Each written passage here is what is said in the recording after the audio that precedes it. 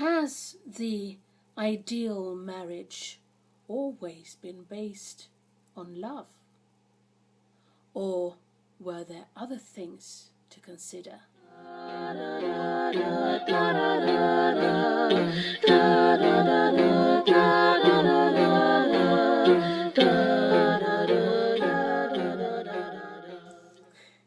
Hello. When it comes to marriage, we don't know much about family building in prehistorical times. But if there's no landowning and no one is being wealthier than anyone else, there's no need for a legal bond between two persons.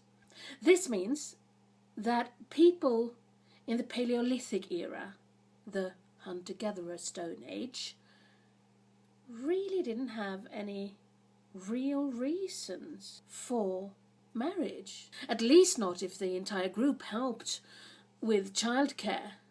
Then, with humanity entering the Neolithic era, the farming Stone Age, people started owning lands and building fortunes. And that is a kind of society where you want to see to it that everything that you have acquired will be passed on to your children. With that, the question of who has fathered the child also becomes important, and some kind of legal bonds probably were formed. But we don't really know exactly how and when this happened. What we do know is that most cultures have really old tales about how the institution of marriage came to be. In this episode, I will only talk about the conventional marriage between one man and one woman. I do not in any way deny other constellations, but there's no room for it here. Perhaps I'll talk about it in a later video. What about religion then? In most cultures there is some kind of deity involved with the marriage, isn't it? Well, the religious involvement in marriage has varied greatly from culture to culture and from time to time. But in large parts of European history, church didn't have anything to do with this.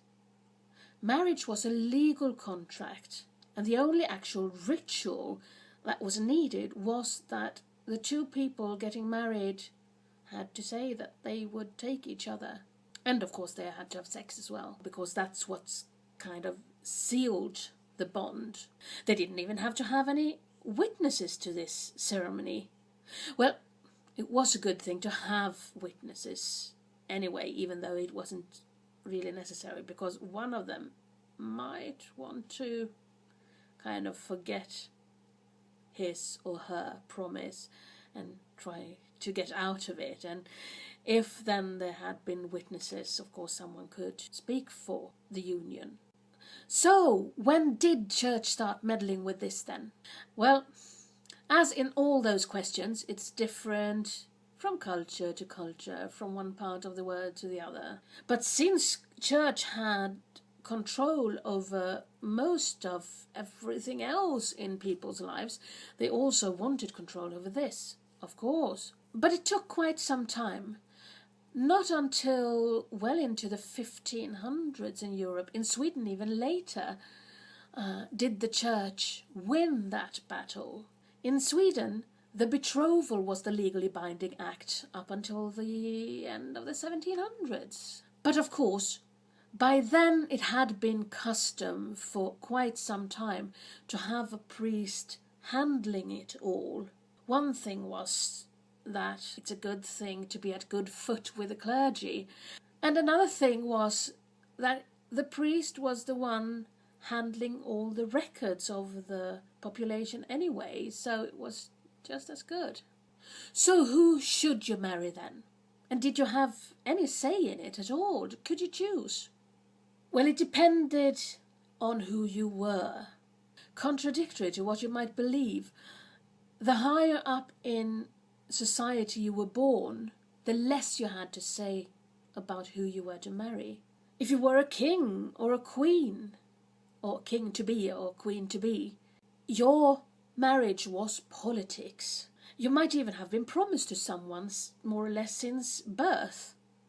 And that promise might just be swept away if the political winds changed.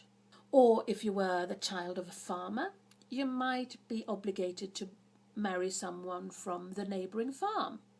That way you could combine your farms for the safety of your children and their children and so on. If you were a poor person then, well, you shouldn't count on being allowed to get married at all. But if you were, no one cared who you married, unless you married above you, of course. But overall we can say that marriage traditionally have had very little to do with individual choices. Marriage was an institution to connect people who otherwise would not be connected. You more or less married to get in-laws. But in many places, at least if you were not part of the royalty or nobility, you could have some say about who you were to marry. There was a tradition in English called bundling, where young people could have a chance to spend time with each other and talk to each other without parental supervision. Shortly explained, it's all about spending the night together, without any touching though. And there were many different ways to keep the youngsters' hands off each other. In some places they put a board between them in the bed, or they could be enclosed in a linen sack each, tied up to the neck. In some places they just got separate blankets. And here in Sweden the tradition was that she was lying in bed and he laid down on top of the covers next to her. One problematic thing though was that she rarely had a bed of her own. She usually shared it with some siblings or some other young women. So when he came to share her bed, he also shared their beds. But if after the night had passed they still got along well, the courtship could continue. But what about the modern look on who to marry? What about love? Well, in the pre-industrialized world, love was seen as a totally irrational thing, and that was not to be trusted in such important matters as marriage. With the industrialization, we can see the ideas of the romantic marriage spreading. Literature, as Jane Austen's books for instance, gives us a look into both ways of thinking, where of course Austen's thoughts of marriage were the more radical one. If we want a glimpse of how most people probably reasoned around marriage, we can just take a look at the good arrangements of Charlotte Lucas in Pride and Prejudice. She is totally content with her arrangements, and once they are married, she rarely even sees her husband. But as the world got more and more industrialized, more and more people moved into the towns and cities. And with that, the need for the extended family decreased. At the same time, the really strong bourgeoisie of the 1800s grew. And that locked the women to their homes more than earlier. The bourgeoisie also started marrying their daughters off at younger and younger ages. And with that, young, locked up women having nothing to do but to stay at home and perhaps do some embroidery or read a Jane Austen novel perhaps. Their situation was as kindling on a fire of romantic ideas.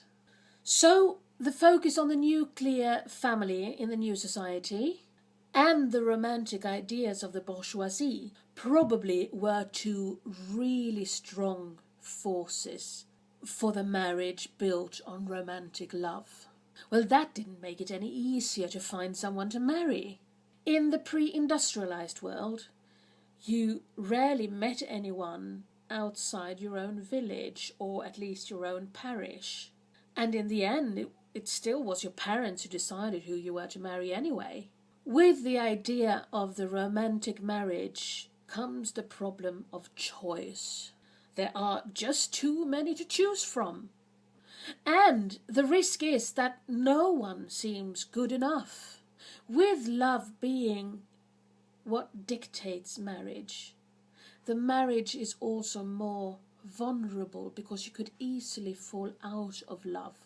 And with that, divorce rates rises. That is not necessarily a bad thing though, because there are a lot of really bad marriages, especially in history, when divorce weren't a possibility.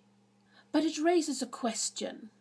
If our relationships are to be based on love and mutual understanding, and we in our lifespan will have at least 2 or more spouses, is there still a need for the institution of marriage? Should we perhaps find a new, more modern way to see to it that our children are provided for? Could romantic love be the death of marriage? Well, that's something for the historians of the future to decide. Perhaps they will see the romantic marriage as something peculiar that happened in a time span over 150 years, around the 1900s. I hope you learned something new today. See you soon, I hope. Bye.